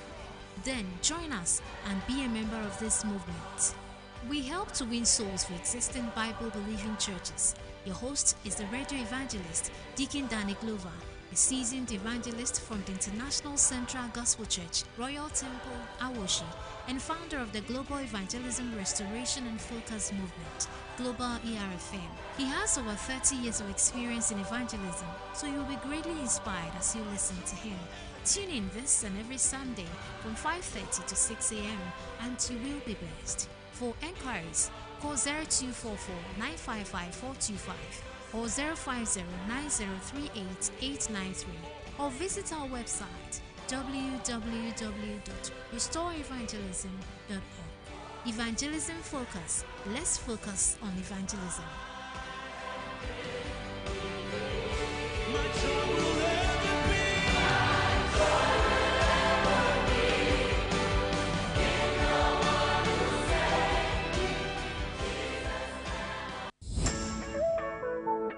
Bosome August way dear. Yes, Sevisika Kesiepa. Max buy at the buy two for less offer. Bro. Bonabeto with TCL fridge and a kettle. 2,300 Ghana cedis. Next year 400 Ghana cedis. Cool chop. Afi Sobeto Senix freezer and a kettle for 3,500 cedis. Now for 300 cedis is Boko. Afi Sobeto Infinix 43-inch Android TV and a smartwatch 3,000 Ghana cedis. Next year 250 cedis. Techno Camon 40 Pro and a smartwatch and so. Bet on the 3,170 cedis. Now for 250 cedis, it's kulem. Come Max Buy showroom and one memo baby. And I'll shop it online at maxbuy.com.gh. And our fraying 054 401 9552 and our 059 409 1122. Found Hoje 2 for less promo nimubi. Next year sika bebre. Shasha Max Buy Chiakwan, Ewa Madina, Circle, La Paz, West Hills Mall, Kaswa, any young crabata one memo baby. Max Buy, quality you trust, prices you love.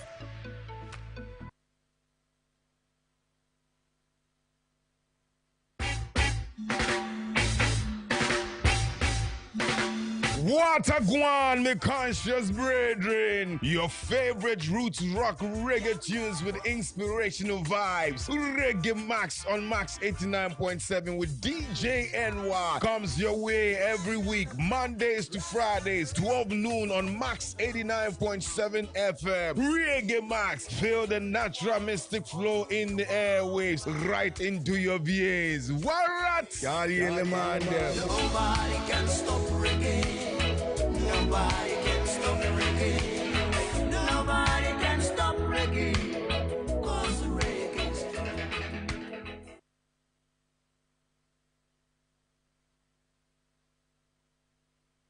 Max and your facts. Oh yeah, Max Morning Dew goes around the world with the streety vibes, entertainment. Oh no. Max Morning Dew, Max Morning Dew, 89.7. Welcome to Monday Morning. If you find me a challenge, if you find me a challenge, if you give me benzo, I don't beg, give me long life. For me and the baby a day and night. Fis and never see I not be my might. I don't say one day we go die. Man up into the whole world. It's too mama die. 89.7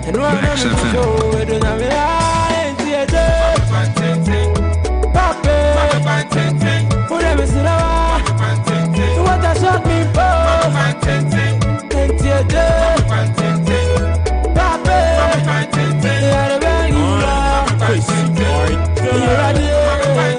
Or say a jama me enkwa tenten yenkwan wo se enkwa ye dia me enkwa wotimi hu se what na se wabo bra ni nyame wo so de ma wo de ama wo na medikan ka che wo se ye people's parliament segment no aye diga ansana no Greeno aye ready a wo de ne air trend kakra se ye entertainment you se ye ni jedi o ye kan nyina abom dia so ti Greeno so ma me na kire ne yeko abna mikitam wa hana ye hwe ye social media no so high super highway no so a na watwi mu abuaya na watwi awie ye no kwasem ni eniema akoso yie pa utimu so my Ghana mu eni wo man ye twa ye ho ahia ma no ne enkrofo agi wo mo ni wo mo nso so a awehosem ato wo mo nso so ato wo mo na ye nyina ye nim Davido Davido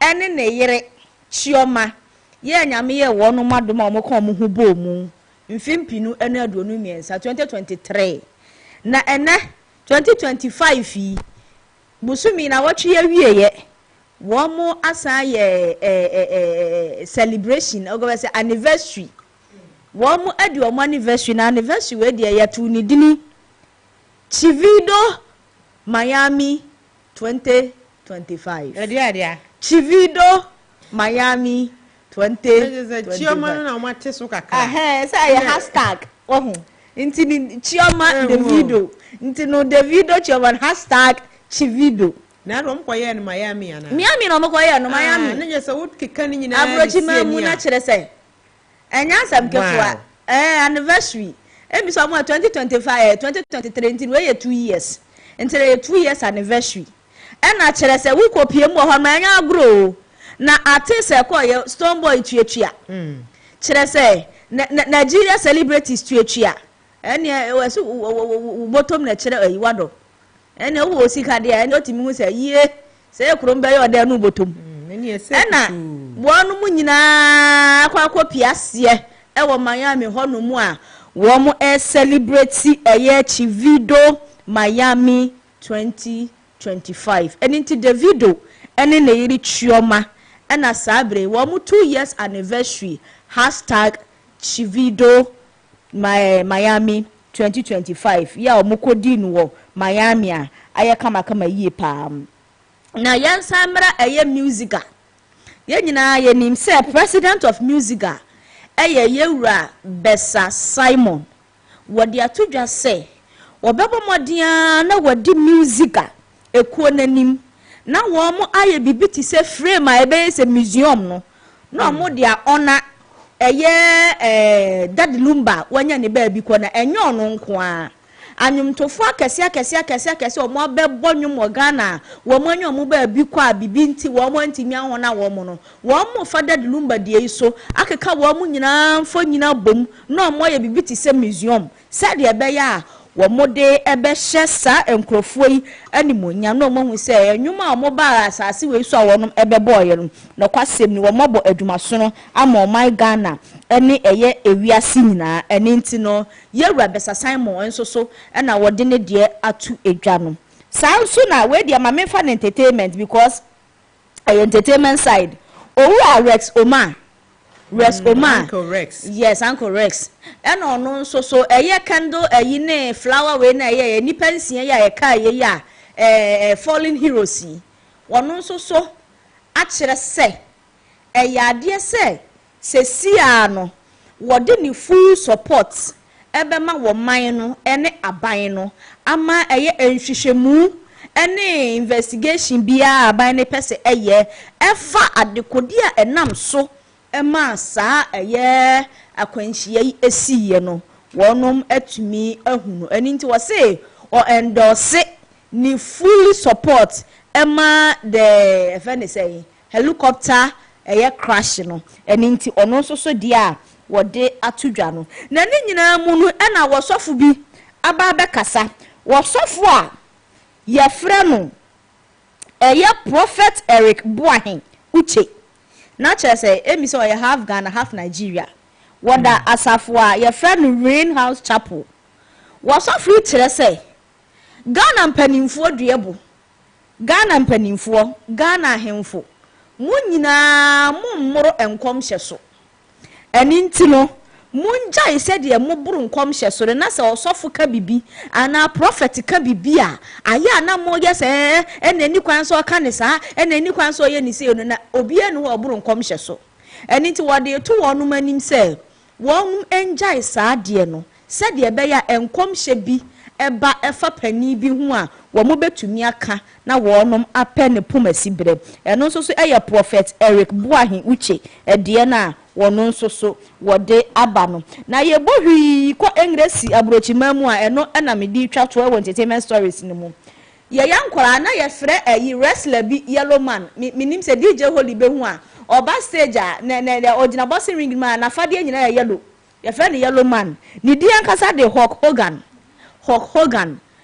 wa free mu na sisi ano empanimfo de aba betu dwa se adekodi a ekum no ana adekodi a ma ne hwere ne kra no sisi ano wonum ehu adekodi na enche wonum ede betu dwa ama wo bia dasa yehu adekodi a ekum eye retired wrestler Hulk Hogan ya wodi free atiasefo asase eso anything no oba abna wei ene okay mame san fa baako enka hom se ye nyina ye nim ayi Kempon Kennedy wabra ye Dad Lumba ye nyina ye nim tini Dad Lumba efiri mu yi na ye hwese obekọ eye abusuafo no ho no nso so akwa pay ne visit na eja wode ayi ne pen esi the book of condolence ne so na wono nso atwere na reho sem ana na no disem se si ade wabomodin akọ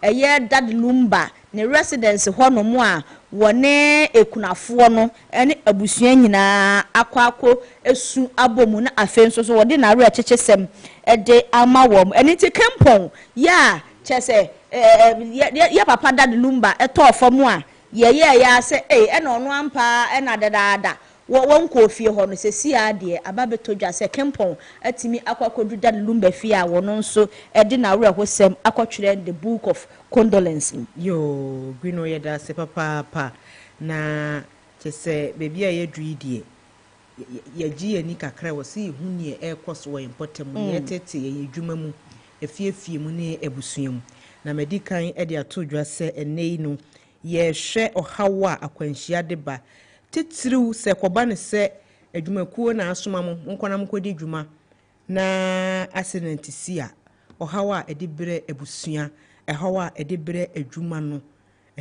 ti ye dikan akwabonten kura ene Ghanafo akokasa emo machiro madwen se kama we de sima kakra bi ye de wie pe na chese ye ba kokodi nkomo wo phone so a enya asem a enti mame Presla oponi bani wo standby a chese wo twen na woni yen edika sobomu wo tete phone ahoma no so no ye group head edima Oakwood Green Africa was signed so a HR consultant. Enti yentie voices ni mie. Yentie ne Ghanafo eka. Ye wia na fedi ni besi no. Yamano esi ewie. Se ye tumu nyina mu se mo nkwa. So far say company obi antimi ntiche no mu se me fa na se udi kan na mesumi ngede. Memle twa se mu nyina mu bom na mo enti mu ko mu bi wo kwan so a mu nyina na mo nya afi na we be kan dey different na we so we kan dey different enti so far as a company dey mu nyina me fa ka ba ko na mu nsam ko shi accident dey a mu nyina na mu say good na kam ko nya ya kam nyina kan no be ba enti sa na tie asemo busa me no nya asem bone say nipa mu enwotwe ebetima fro elupre ba ko so na omo ko ba bi enkenye bone na emu no ye before na ekuta adwobone broni ne hu se esoro anye me ko a mewu a obesan meti asisi asensu to a mesora wura fi sa na wo se ye anya de wo se ko na ukoko ohun ne adwene no eye different from onkofo no o de bia me fewura o efro de bia oka wo se asare se de onkofo isuban sitie no da bi ye o mukuta adwemfin se bi broni fita ankasa se moyi yantu ye da depending on the worker yasuma for. Or some companies have their own cars, some to have buses, some to individuals. Let me say if you are working for a governments like this, individual, they have their cars. And then even when they are going with their cars, they go in convoy at times. There is someone in lead of few people, that's when they are going in group. Or at times when it's far away and then you can't drive, they be like, okay, this distance is not driving distance, so you have to book a plane for you people so that you go together. At times it's based on the distance, whether it's a driving distance or maybe it's outside the country somewhere, you can't say you are driving. So with that one, you have to go together. And then when it comes to company too, companies, they ask for that one compulsory. They have buses that you have to go together with the company bus. So based on that, when anything happen, it affects the company. And then if you're working for the country as a minister too, it affects the country too. because there are some lot of things that will depend on you, same as the family to depend on you. That okay, I see me see where or kwaba the oh you need that so you know boy you say anything, then something occurs and then you are no more. It's a very painful thing for the family, and then at times the company you are working on, maybe you are the head of the company, you know that without you, some things does not work well in the company, and then now you are no more. It will become something for the company. That's it will be difficult for the company to find someone else or for the company to stand on its own again. Tinie Ghana for kanono. Obi wo hon ma wo se ebia wodi nani ato ne papa nua bi so. Wono a na ehwe ne sukuu, wono a na eboaboa no a. Na ade echi na ebia ebusua eyedu. Nienti ameka yie ne se nansen wo behwe adefo ntentanfidie no so no. Behu na abusua wo mienu anase miensa enan enum ebia wo mu bomu akọ wedding na engagement omu ba na chese boni sei asi na chese akwanhia ba sanso de a eya na eye ohaw kese pa enti se the medical ne waka se mame Priscilla Opuni Bani wa ye ready wa homa no so pepacho no ena ye group head edema Oak Wood Green Africa, where you HR consultant. Auntie Priscilla, what is saying? Hello, good morning. Now what be a tewon kapa, what is saying no pay? Yamia dome who ye na mosu samoso ho ye. Ye ho adom ye kurekure mun kakra na anopai die ya ba wo ho baji wa ginchire kakra. Said ye midi kan ye no. Akwanhia de obi kan inevitable. Etimisi anytime any moment. Nanso se ekoba se adwumayefo ana se kuo a adwuma esoma se munkodu dwuma kona mu nyina mutimi nya accident bom, especially sometimes so ya no mo ye key members of mo company ni mu nyina timi free mu se ya eya wo how ben pa na de bre adwuma no how ben pa na de bre abusua no ne enti ameka saa ne se nansen ya wohwe adefo ntentanfidie no so a accident kase bi pa si ye ba be di bronya ya ansakura ne yesi afimu obi ene ne ba ene ne yire wo mo ban kran free Kumasi abedi holidays enu so wo mu nyina krebo wo mu wi yesi this year mu so February wo kaya nurse ni ya eja hyehye woni ne ma ni kun betwa adwo wo social media so pa esuin na enye asem ketwa enye Ghana nko a uko US abrochimemu so asasem ye bi asi achese South Carolina anase Colorado brofidi modu pa ene abusua no enum akora wanya mfinhia mienu owuye ne wanya 5 years wono sokọ 12 years okọ ma mene papa wo munyina ka ho koi na je se ye tukwan bomu anaye ana se ye tetimu anaye titiri me fa na adwuma side wakoye HR consultant die ye tukwan bomu anaye ana se echichechiche mu anaye eba sa e de oha obi ba na me da se minyaba sanya waka no ene sanya wetie for ni bikan ye no definitely say bibi say sia ayana effect ne de so so ne de ya na bebre both family side no any ejuma o mu ayana edoso. First of all, before ube kwa ejuma mu kura no yana nipa wa ye nipa na nipa bia so wo nchi wo nipa o hwe wo mo a for can say the people who look up to you inti no se bibi sa ba aya na wo mu nyina no affect you mo. First of all, ya na shock no for family ni say no shock ni so much say ya na ebinumu entumi enfri mu empie ya na because unexpected or maninda it's no blindsided. I say me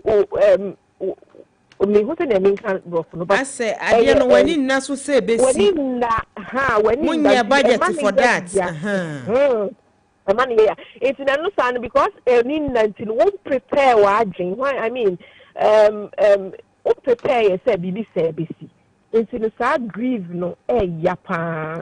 And then also only penny ni wa they can send daily presence the bia or no wo no nkita hodie ni ho biem and so sia na busua no safa omo esade ni etumi eye problem ema omo ho. And I na wa woni se na fitie especially some pennyfo a ya na nkofo depend omo jere no mo omma ebi hokọ omo kra na hwe abusia extended family no ebi kra adopt orphans ebi tua man for school fees wo schools mu it is nkofo ni nyina no ebe ha omo ese sa sika na no mutumi sa financial support mutumi de ma no eni ho no mu bie nti no eno de ebi family ni bi hono kwa wo mutumi recover to say bi anipa wu na so o man kola sometimes in ye busia ne sem sitie sometimes kola need to me or throughout my life school shemu ni ade ni nyina e be problem ebi ono mo insurance system prepare ye obi kra nye bi onye ready obi we kra oni bi ebi nyina no de system eba busia akefie adwuma ne side ne so de no so de emenya ba e bebre adwuma mu side no ya na e bebre first of all no also bu on maso ye okuro ye or decision making position aso ye penia ye fa so ye penia aya na ofri mu sa na se mienu na miensa tumi bom free mu at the same time sana aya na confusion kakraba because ye planning ye and a Ghana Hanum say no idea any succession planning. Yeah, ye companies need the brain and funny serious. Ebi shede ni one man na say as a bi wo ho but ye head and fear ni nko. Okay, the brain no especially owner money say bia entrepreneurs no and that's on one nothing adwuma on one ega no eya na most of the time they be cry ni be cry.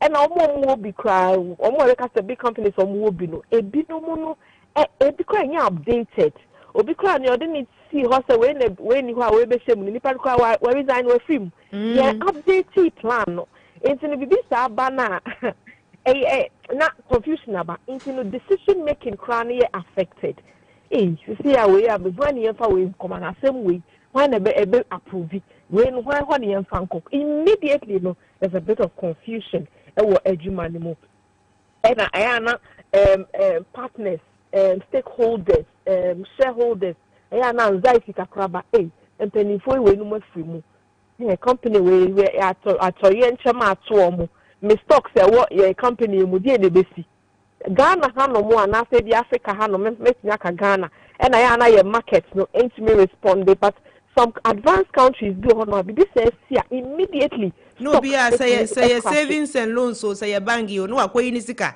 ompeno asem wo confusion omo di omo sika nso to abehye company ni mu so no omo start agitate what is going on into no eno no kra no etimi ma company no crash etimi ma company no ekofom and ayana partners e bu hono ma competitors betimi take advantage. Yes, as orientation nesty also munya humo bro. Now so no I did their competition. It's no bit me take advantage. Then your customers are now we con ho so bit me the business someone. And I'm saying penny phone san no more project be did that project be no asa project na it's me delay. Ma me ntwa wa no na ye nim se we nyina yo haw ya tete e da yeso. Enti ekwan bia ni wono a companies akese ebetimi afa so say bia adwumafu akoni to kwan a arenti ne yama bi mfa aircraft yama bi no mo emfa kwan so na se ne yepo so kura na bema bi no mo afa kodu a yama bi no mo mfa na ne se shock ne ba ebeba mo de wo bi adowuo ya na so ka ebetimi abrase kakra se de se company se de obi kan woni vox ni mu no company bi wo ho a compulsory by force wo munyina mo betina bus nim sakra kumase ne munyina woti lo na mokọ yakwa bia ni ho a ye betimi aye sanchichemu yi okay sadia no e wo ho no pa ya mo fe no egg in one basket almost say no all eggs in one basket say most companies was our policies no pennyfo ebienu anami ensa and to quite mum at the same time.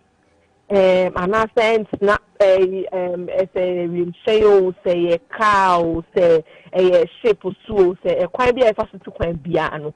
We will not have 2 or 3 to quite at the same time within the same using the same means of travel. There be. Na ye dwuma wa Ghana ha de. The brain fun is serious and only ask them no. Oh, policies need to be you. Na say be enforce and only ask them no. As much as possible, there was a stagger or see a rotation kwa ni be ya. There was ye. Send a be ya assembly sia but ko kwa sabi yanfa sabi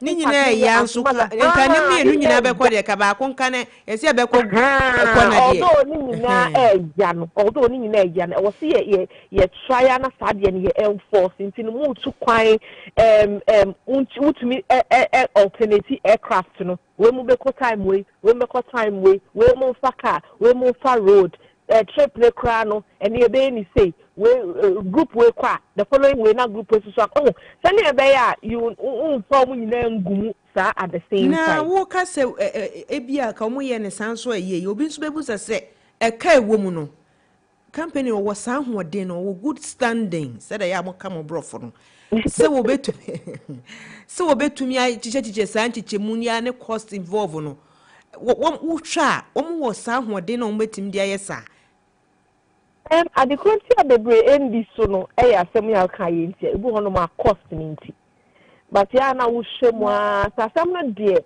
se atoyen champions ya na oguson de mo mesi na obeka se ye hu yanka onipa life no important o ehia cost die ni hono mo a ebetumi abro onipa life so se ne mu ntumi a ene na mo reduce nipa no what say kono there are so many virtual means of doing things wo hono mo a year na year cry bi mutumi streaming no e me join virtually